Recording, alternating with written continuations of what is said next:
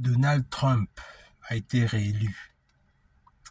C'est-à-dire, qu'est-ce qu'on peut retenir de cette histoire? Qu'est-ce qu'on peut concrètement retenir de l'élection de Donald Trump? Alors, il faut savoir une chose, c'est que Donald Trump, à la base, c'était le 45e président des États-Unis. Et aujourd'hui, puisqu'il a gagné les élections, il devient le 47e président des États-Unis. C'est quelqu'un qui a un parcours controversé. Et c'est quelqu'un qui, on va dire ça comment, qui a même des problèmes, qui a des contentieux actuellement même avec la justice. Mais à la base, c'est un républicain. Dans le sens là où pour lui, c'est d'abord les États-Unis qui comptent. C'est-à-dire, pour lui, c'est le nationalisme, c'est le fait que les États-Unis d'abord, avant les autres en fait. Et en vérité, comment est-ce qu'il a gagné ses élections à plate couture? Parce que oui, il a clairement gagné ses élections à plate couture. Il faut savoir une chose, c'est qu'aux États-Unis, ils ont une façon très particulière de voter, c'est-à-dire qu'en même temps, il y a les élections présidentielles, en même temps aussi, il y a les élections des sénateurs et des députés. Donc, du coup, en fait, à la base, ce qu'on fait, c'est quoi? C'est-à-dire, on met à la tête le président, avec tous ces sénateurs, tous ces congressmen, comme les députés.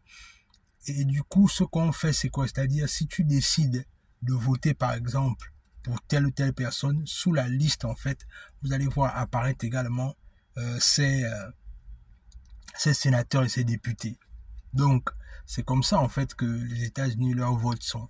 Et ce qui est intéressant avec le score de Donald Trump, c'est que ce qu'il a fait clairement gagner, c'est que et il faut aussi savoir qu'aux États-Unis, il y a ce qu'on appelle les grands électeurs. Les grands électeurs sont les grandes villes, par exemple comme le Texas, comme par exemple la Floride, etc. Là où en fait, si tu gagnes là-bas, en fait, en vérité, tu as déjà gagné les élections.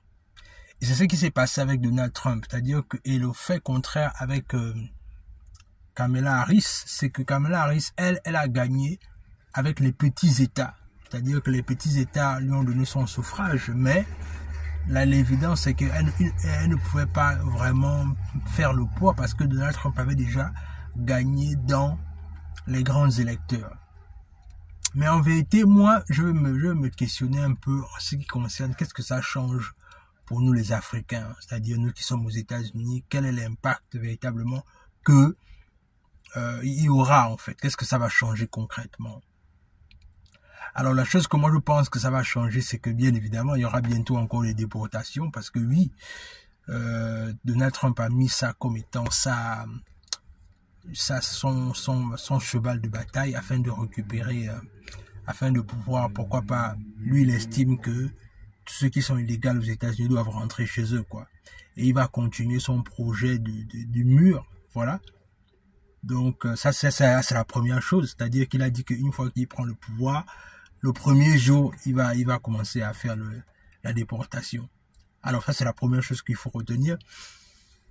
La deuxième chose pour moi qu'il faut retenir, c'est on va regarder un peu le côté coopération, c'est-à-dire que l'évidence, c'est que quand on parle de coopération avec les Américains, parce qu'aux États-Unis, il y a deux camps. Il y a les républicains et les démocrates. C'est-à-dire, Biden, c'était un démocrate. C'est-à-dire avec la frange de Barack Obama, Kamala Harris. Et les républicains, ce sont Donald Trump et sa bande. Alors, ce qui est quand même intéressant, peut-être qu'il faut le dire, c'est que la chose qui serait intéressante, c'est que les républicains, eux, quand ils prennent le pouvoir, la plupart du temps, ils essayent de donner aux Africains la lassitude de choisir eux-mêmes leurs dirigeants.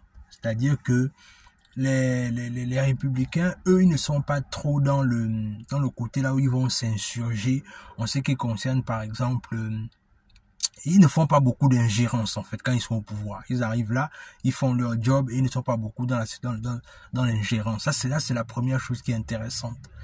L'autre chose aussi que peut-être qu'on peut peut-être considérer aussi de très intéressant, c'est que Vous savez, par exemple, on prend un exemple simple. La situation qui se passe en Ukraine, la guerre d'Ukraine, par exemple, c'est quelque chose qui aurait pu clairement être évité si Donald Trump était au pouvoir, parce que Donald Trump lui parle du principe que s'il n'y a pas il y a pas grands enjeux, les Américains ne viennent pas mettre leur bouche dans quelque chose quand ils ne comprennent pas grand chose, bien quand ils ne voient pas clairement leurs intérêts.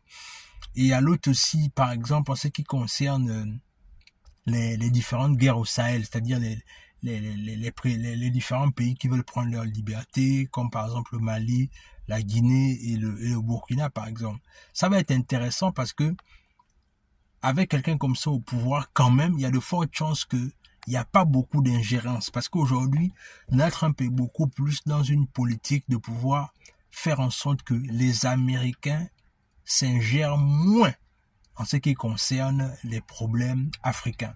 C'est-à-dire que les Américains font vraiment preuve de beaucoup de neutralité, si on peut dire ça comme ça, quand les démocrates sont au pouvoir. Donc,